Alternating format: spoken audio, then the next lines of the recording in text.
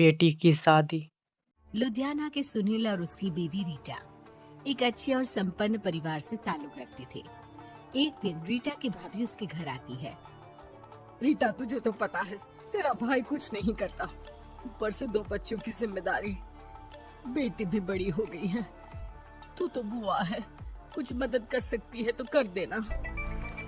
कहाँ पैसे हैं भाभी, बस समझ लो किसी तरह हम लोग भी दिन काट रहे हैं। 2 ही तो कार है और मेरी बेटी भी बड़ी हो रही है। अब उसके लिए कार लेनी है तो 10 लाख का खर्चा तो लग ही जाएगा। तभी वहाँ सुनील आ जाता है। अरे शशि, क्या है, तू हमेशा पैसों के लिए परेशान क्यों रहती है? वैसे क्या जरूरत थी बेटी की शादी इतने बड़े घर में तय करने की? अरे पैसे नहीं थे तो ऐसे ही कर दी थी कहीं शादी। इतने बड़े होटल में क्यों कर रही है शादी? लेकिन यहाँ तो मामला शादी का है, डेट तय है। दरअसल तेरे भतीजे के पीएफ के पैसे आने हैं पर उसमें देर हो रही है। जैसे ही पैसे आ जाएंगे मैं तेरे अकाउंट में डलवा दूंगी।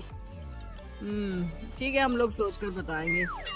तभी वहाँ भतीजा आ जाता है। फूफा जी, आप लोग ही मदद कर सकते हैं, वरना तो कैसे काम होगा समझ में ही नहीं आ रहा। मैं वादा करता हूँ जैसे ही पैसे आ जाएंगे मैं आप लोगों को वापस कर दूंगा। हाँ भाई, ठीक है।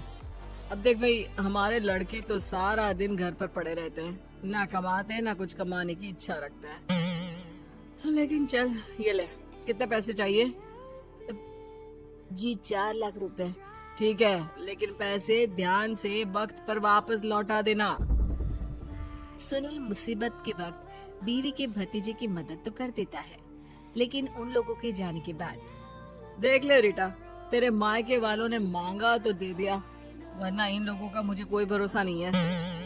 अरे क्यों भरोसा नहीं है? इससे पहले तो कभी इन लोगों ने आपसे मदद भी नहीं ली। हाँ, ली तो नहीं, लेकिन पैसे की किल्लत ही रहती है ना इन लोगों के पास। अरे ठीक है ना, नहीं लौटा पाए तो भतीजे के ससुराल से निकाल देंगे। सुना है बड़े घर में शादी हो रही है। सुनील और रीटा पैसे तो दे देते हैं, लेकिन अगले रोज ही। हाँ भाई साले साहब, क्या हाल है? ठीक हूँ जीजा जी। क्या बात है, सालों बाद आपका फोन, जरूर कोई बात होगी, बताइए ना। अरे वो तेरी बड़ी भाभी आई थी, बेटी की शादी कर रही है ना, तो पैसे लेने के लिए मैंने दे दिए 4 लाख। सोचा भाई किसी गरीब की बेटी की शादी हो रही है, पुण्य मिल जाएगा। अच्छा किया जीजा जी, उनका बेटा बहुत मेहनती है, जल्द ही लौटा भी देगा। वहीं रीटा भी फोन करके हर किसी को पैसे देने की बात करती है। रीटा की भाभी शशि के पास उसके भाई का फोन आता है। तूने सुनील से पैसा लिया है क्या? नहीं भाई, सिर्फ बात की है, बोल तो रहा है कि दे देगा। वो लोग मदद करने वालों में से नहीं है, और मदद कर भी दे लेकिन समाज में गा गा कर हालत बुरी कर देते हैं। अब गाने दीजिए ना भाई, मैं क्या कर सकती हूँ, मेरे पास कोई ऑप्शन भी तो नहीं है। बेटी की अगले हफ्ते शादी जो है। शशि की बेटी की शादी हो जाती है, लेकिन शादी के 1 महीने बाद ही सुनील का फोन भतीजे के पास आता है। हाँ भाई, शादी तो हो गई हम लोगों की दुआ से। अब देख, ऐसा ही फायदा होता है पैसे वाले रिश्तेदार हो तो। तेरे वक्त पर हम कैसे खड़े हो गए थे, लेकिन अब पैसा लौटा दे भाई। जी, मैंने पीएफ के लिए अप्लाई कर दिया था, उसकी नोटिफिकेशंस मैं आपको भी भेज देता हूँ। मुझे लगता है 10 दिन में पैसे आ जाना चाहिए। जैसे ही पैसा आएगा मैं आपके अकाउंट में डाल दूंगा। और ना जी ना, कोई नोटिफिकेशन नहीं चाहिए, पैसा चाहिए, पैसा। अब ठीक है अंकल, बस 10 दिन का समय दे दीजिए। अभी हफ्ता भी पूरा नहीं होता कि भतीजे के पास उसके गांव के दूर के चाचा का फोन आता है। अरे बेटा, क्या बात है, सुनील के कोई पैसे ले रखे हैं तो दे क्यों नहीं देता? हाँ चाचा जी, बात तो हुई थी, 10 दिन का वक्त मांगा है, उम्मीद है हो ही जाएगा। अरे फोन कर रहा है, रोज बता रहा था कि बेटी की शादी में मदद की थी। अब क्या है ना, भले ही शादी 10 दिन रोक देते, लेकिन सुनील से मदद नहीं लेनी चाहिए थी। याद है ना, मधु की मदद करके कितना बदनाम कर दिया था उसने पूरे घर को सोसाइटी में।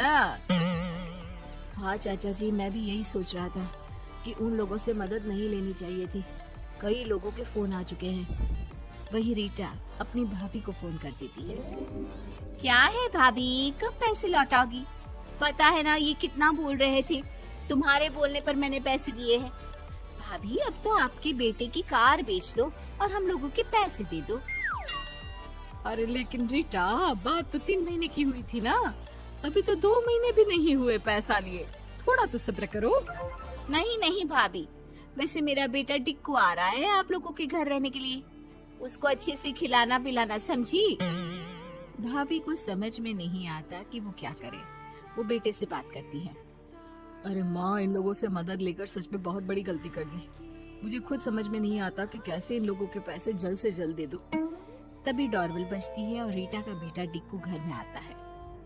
आओ बेटा, मामी के घर पहली बार आए हो रहने। आप पापा बोल रहे थे कि आप लोग पैसे का ब्याज तो दे नहीं पाओगे, तो तब तक मैं यहीं रह लूं। और हाँ, मैं एसी के बिना नहीं सो पाता। आप लोग अपना देख लेना और पैसे जल्दी लौटा देना, क्योंकि मैं थोड़ा जल्दी जाना चाहता हूँ। रीटा का फोन शशि के पास आता है। भाभी, पैसे कब तक दोगे? बेटी की विदाई के बाद शशि के घर का माहौल बिल्कुल बदल जाता है। वो हर वक्त बेटे से उसके पीएफ के पैसे पूछती, और पीएफ यानी कि सरकारी काम। आजकल में पूरा 1 महीना और बीत जाता है। भाभी, मैं और ये अमेरिका जा रहे हैं, घूमने के लिए पैसों की बहुत जरूरत है। रीटा, मैं पूरी कोशिश कर रही हूँ कि जल्द से जल्द पैसे का इंतजाम कर दूं, लेकिन पक्का नहीं बोल सकती। तभी सुनील का फोन भतीजे के पास आता है।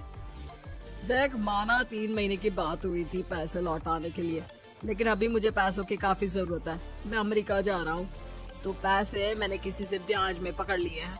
तू हर महीने 4 लाख का 20,000 ब्याज डाल देना मेरे अकाउंट में। सुनील फोन रख देता है, लेकिन भतीजा काफी परेशान हो जाता है। वो ऑफिस से शाम को घर आता है कि माँ पूछती है, क्या हुआ बेटा? बेटा माँ को सारी बात बता देता है। माँ भगवान के सामने हाथ जोड़कर खड़ी हो जाती है और रोने लगती है कि तभी बेटे का मोबाइल पर मैसेज बजता है। माँ, पीएफ के पैसे आ गए। और वो ऑनलाइन ही सुनील के पैसे वापस कर देता है। भला हो भगवान का। लेकिन आज एक बात तो समझ में आ गई, मदद हमेशा उन लोगों से लो जो मदद के बदले आपसे मदद में दी गई रकम ही वापस लें, ना कि समाज में आपकी इज्जत।